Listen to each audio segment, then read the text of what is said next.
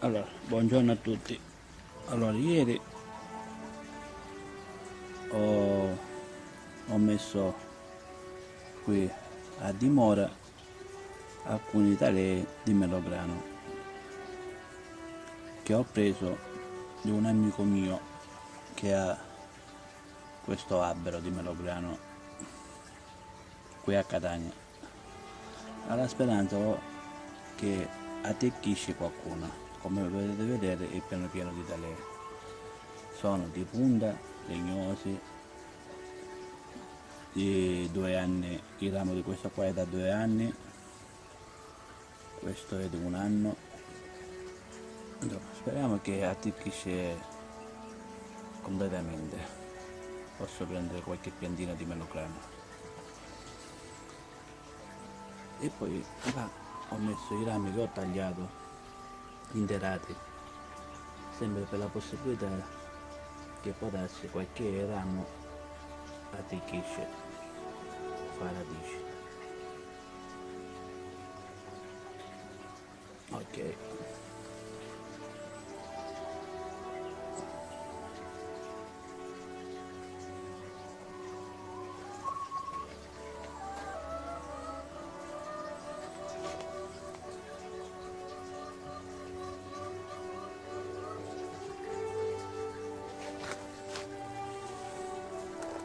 Allora, questo tipo di talea, diciamo semilegnosa, va fatta in inverno per melograno, o se no di punta alla fine di settembre, inizio agosto si fanno le talee di punta, sempre parlando del labbro di melograno. Io sto facendo per ora, diciamo, un esperimento. Vediamo se attecchisce qualcuno, sia di legno, sia di punta e così via.